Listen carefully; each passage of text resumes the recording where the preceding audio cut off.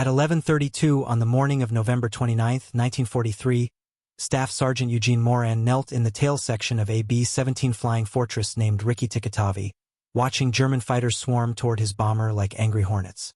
19 years old, a farm boy from Wisconsin, he was flying his first combat mission over one of the most heavily defended targets in Germany. The 8th Air Force had sent more than 300 bombers to destroy Bremen's factories that morning. German defenders had already shot down 6 flying fortresses in the first hour. Moran's position was the loneliest on the aircraft. The tail gunner sat on a bicycle-style seat at the very back of the bomber, separated from the rest of the crew by 40 feet of narrow fuselage. His only company was a pair of .50 caliber machine guns and the German fighters trying to kill him. The B-17 carried 10 men. Pilot and co-pilot in the cockpit, navigator and bombardier in the nose, flight engineer in the top turret, radio operator behind the bomb bay, 2 waist gunners at open windows, ball turret gunner hanging beneath the aircraft in a glass sphere, and Moran alone in the tail. The tail gunner's job was simple: protect the bomber's most vulnerable angle. German pilots had learned early that attacking directly from behind put them in the firing arc of only one man. By November 1943, the 8th Air Force was losing bombers at a catastrophic rate. The mission to Schweinfurt 2 months earlier had cost 60 flying fortresses in a single day, 600 men killed or captured in one afternoon. Bomber crews called deep missions into Germany milk runs to hell. A crew needed 25 missions to go home. Statistics said most lasted 15. Moran had enlisted the day he turned 18, growing up on a dairy farm near Soldiers Grove, Wisconsin. The Army Air Forces needed gunners, young men with fast reflexes and steady nerves. Training taught him to track fast-moving targets while compensating for wind, altitude, and speed. He memorized German silhouettes: Messerschmitt Bf 109, Focke-Wulf FW 190. But training could not prepare anyone for combat over Germany. At 24,000 feet, temperatures dropped to 40 below zero. Frostbite claimed fingers and toes. German fighters attacked in waves with 20mm cannons that tore through aluminum like paper. Rikki-Tikki-Tavi had taken off from Snetterton Heath as part of the 96th Bomb Group. Bremen was one of the most heavily defended cities in Germany: shipyards, aircraft factories, submarine pens. Flak filled the sky as the formation approached. The bombers flew straight and level for the bomb run. A direct hit folded a bomber ahead in half. Rikki-Tikki-Tavi released its bombs. Mission complete. Now they had to get home. Then Flak struck engine number 2. The propeller windmilled uselessly. The bomber began losing speed. Falling behind the formation was a death sentence. Moran saw the fighters coming, Bf-109s climbing from below, FW-190s diving from above. Rikki-Tikki-Tavi was about to fight alone. The first Messerschmitt attacked from 6 o'clock low. Moran pressed his shoulders against the armor plate and squeezed the triggers. Tracers reached for the fighter. The pilot broke off, but others followed. The Germans attacked in pairs. Moran swung from target to target. Spent casings piled at his knees. The smell of cordite filled the compartment. His heated suit barely held off the cold. His breath froze on his oxygen mask. The Luftwaffe pilots knew the method: cripple the engines, kill the gunners, then destroy the fuselage.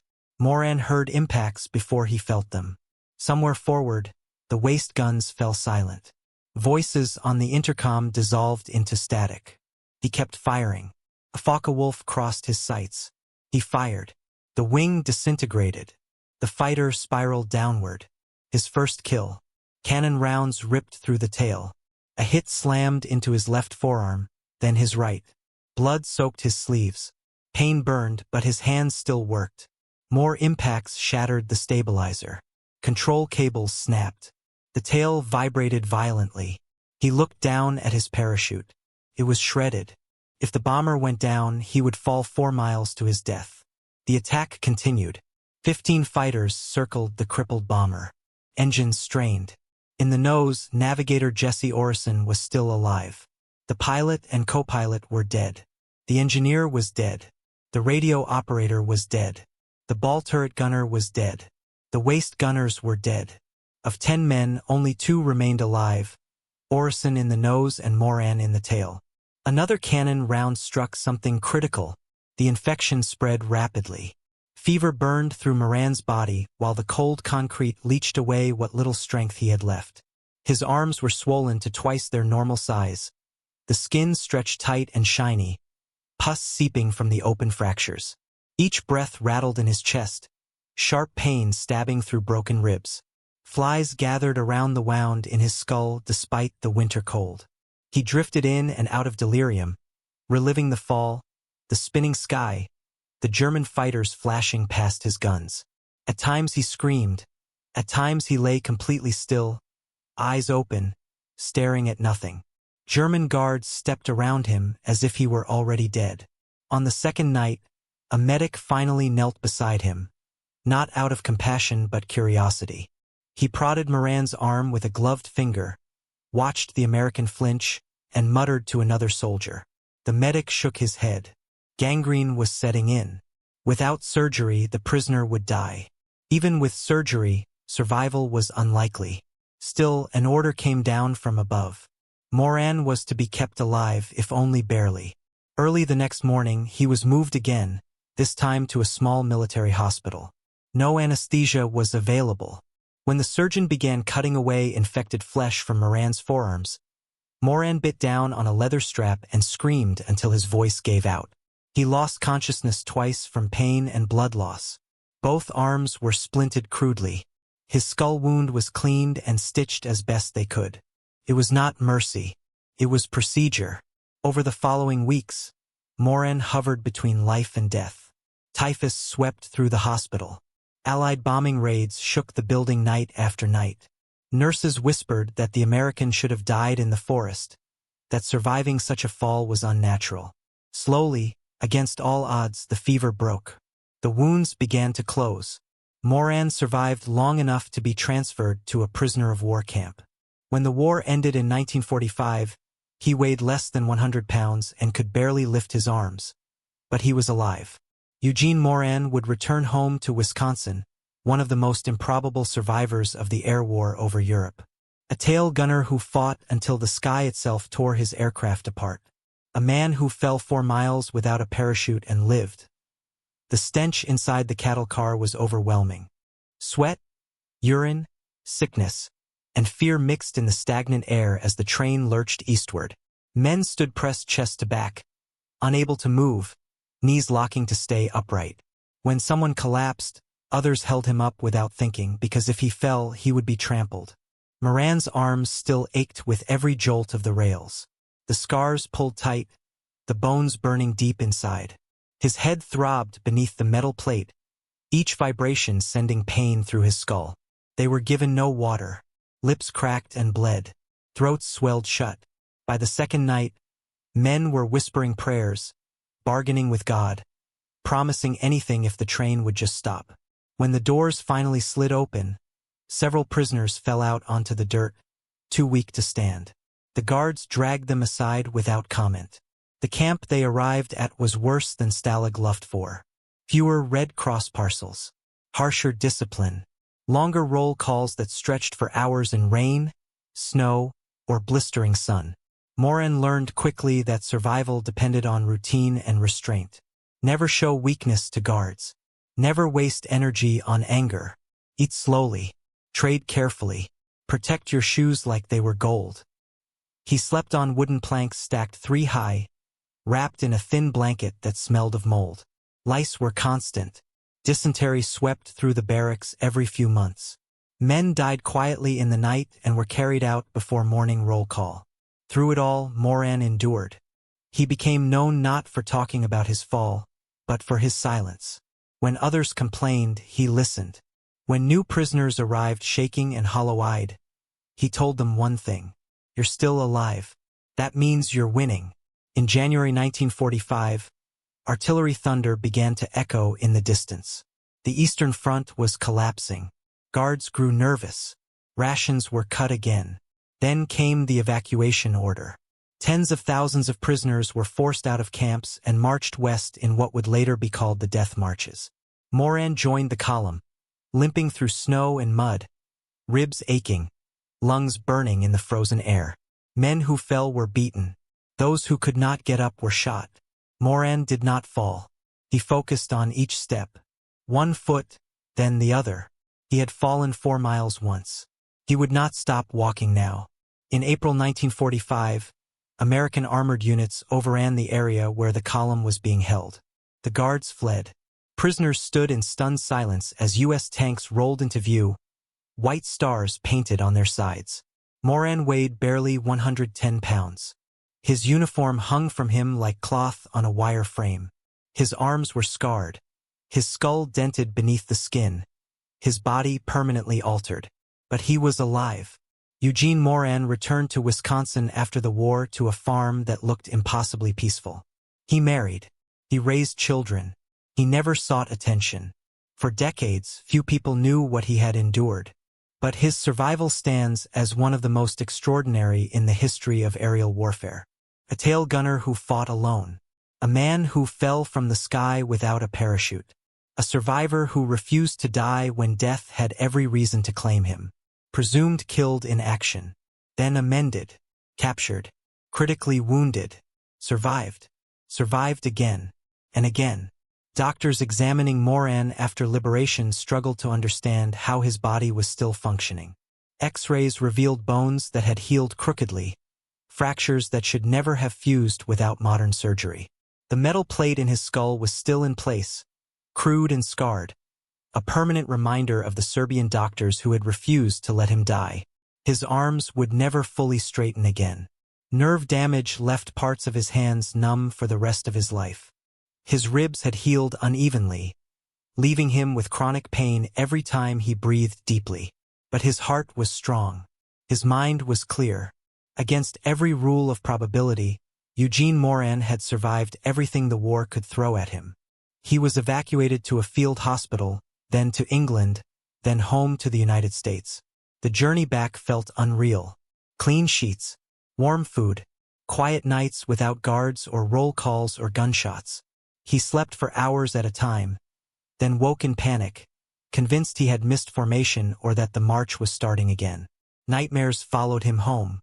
Falling, spinning, the scream of tearing aluminum, waking in darkness, gasping for air that wasn't thin or frozen anymore.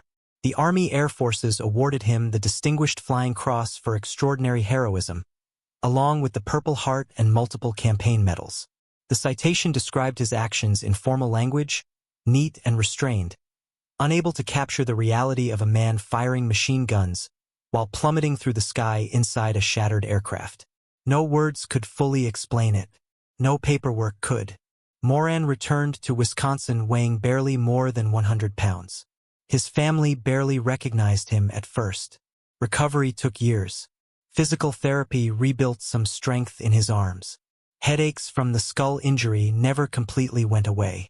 Loud noises startled him. Sudden movements made his heart race. Like many men of his generation, he did not talk much about the war. He answered questions politely, briefly, then changed the subject. He did not consider himself a hero. He considered himself lucky. But history does not forget men like Eugene Moran. Of the tens of thousands of Allied airmen shot down over Europe, only 3 survived falls from extreme altitude without a parachute. Of those 3, only 1 did so after his aircraft broke apart at 24,000 feet. Only 1 continued fighting during the fall. Only 1 endured catastrophic injuries, crude surgery, months of infection, years of captivity, a hell ship, and one of the deadliest forced marches of the war, and lived. Eugene Moran died decades later, not in fire or ice or fear, but quietly at home, having outlived the war that tried so relentlessly to kill him. His story is not famous. There are no movies made about him, no monuments bearing his name, but his survival stands as one of the most extraordinary acts of human endurance in military history. A 19-year-old farm boy from Wisconsin, a tail gunner alone at the back of a flying fortress, a man who fell 4 miles from the sky and refused to die. And because stories like his are too easily lost, too easily buried beneath statistics and dates, telling them matters. Remembering them matters. Because wars are not only fought by armies and nations, but by individual human beings, one breath, one step, one impossible act of survival at a time. Aircraft destroyed by enemy action. Fell 24,000 feet in a severed tail section without a functional parachute. Survived impact. Captured by enemy forces. Held as a prisoner of war for 17 months. Survived a forced march of approximately 600 miles. Military historians would later confirm that only 3 Allied airmen in the entire Second World War survived falls of comparable distance without parachutes. Eugene Moran was one of them. The other 2 had similar stories of riding wreckage, where pieces of destroyed aircraft slowed their descent enough to make survival possible. All 3 cases were considered miraculous. The Army awarded Moran 2 Purple Hearts for the wounds he sustained during the attack on his bomber, 1 for each arm shattered by German cannon fire. He received the Air Medal with Oak Leaf Cluster for his service with the 8th Air Force. He was awarded the European Theatre Medal and the Good Conduct Medal. He received an honorable discharge on December 1, 1945. The 96th Bomb Group lost 938 men during the war. 206 aircraft were destroyed, thousands of missions flown over the most heavily defended targets in Europe. Moran's survival was a statistical anomaly in an organization defined by catastrophic losses. News of his fall spread even during the war. Radio operators intercepted German broadcasts describing an American who fell 4 miles and lived. The story reached Wisconsin, where Moran's family spent months not knowing if he was alive or dead. Anonymous letters arrived describing what radio operators had heard. Hope mixed with uncertainty until official confirmation finally came. Staff Sergeant Eugene Moran returned to Soldiers Grove, Wisconsin, in late 1945. The farm boy who had dreamed of flying while watching planes pass overhead. The tail gunner who fell from the sky and refused to die. He was 21 years old. He had aged decades. The question now was whether he could build a life after everything he had endured. Eugene Moran married Margaret Finley a few months after returning to Wisconsin. She was a local girl who had known him before the war. She saw past the physical scars, the hollow eyes, and the nightmares that woke him screaming in the darkness. She saw the man beneath the damage. They built a life together on a small farm near Soldiers Grove, the same landscape where Moran had grown up watching airplanes pass overhead and dreaming of flight. Those dreams had been replaced by memories he could never fully escape. The roar of engines, the chatter of machine guns, the sound of aluminum tearing apart at 24,000 feet. Moran rarely spoke about the war. Not to his wife. Not to his 9 children. Not to anyone who asked. The experiences were too painful, the losses too profound. 8 of his crewmates had died aboard Ricky Tiktavi. Countless friends had perished in the camps and on the march. Talking about it meant reliving it, so he stayed silent for more than 60 years. The physical wounds never fully healed. The metal plate in his skull caused headaches for the rest of his life. His arms remained weak and painful in cold weather. His ribs ached when storms approached. His body carried the evidence of November 29, 1943, until his final breath. But Moran lived. He raised his family. He worked his farm. He attended church on Sundays and watched his grandchildren grow. He outlived most of his fellow prisoners and nearly all of his fellow crew members. The farm boy who should have died a dozen times instead lived to see the 21st century. In 2007, more than 6 decades after the war ended, the Wisconsin Board of Veterans Affairs created a new honor, the Veteran Lifetime Achievement Award. They chose Eugene Moran as the first recipient. Finally, officially, his state recognized what he had endured and survived. The award ceremony brought attention to his story. Journalists interviewed him. Historians documented his account. A local teacher named John Armbruster became fascinated by the tale and began conducting extensive interviews with Moran and his family. The silence of 60 years finally broke. Armbruster spent years researching every detail. Military records, German archives, interviews with surviving witnesses. The project eventually became a book titled Tailspin, published in 2022, a complete account of the farm boy who fell 4 miles and lived. On October 18, 2008, the town of Soldiers Grove honored Moran by naming a street after him, Eugene Moran Way, a permanent marker in the community where he was born, where he returned after the war, and where he spent the rest of his life. The other survivor of Ricky Tiktavi also returned home. Navigator Jesse Orezen had bailed out of the forward section before the bomber broke apart. He spent the rest of the war as a prisoner alongside thousands of other Allied airmen. His testimony confirmed Moran's account and helped establish the historical record of that November morning over Bremen. Eugene Moran died on March 23, 2014. He was 89 years old. 7 decades had passed since the day German flak cut his bomber in half and sent him tumbling for miles toward the earth. 7 decades since he kept firing his machine guns while the world spun around him. 7 decades since Serbian doctors saved his life with crude tools and impossible skill.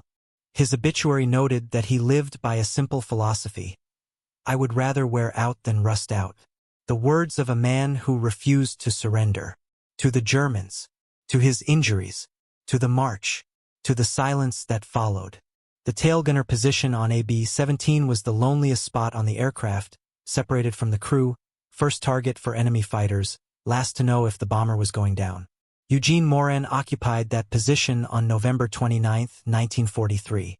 And when his aircraft disintegrated around him, he did not curl up and wait for death.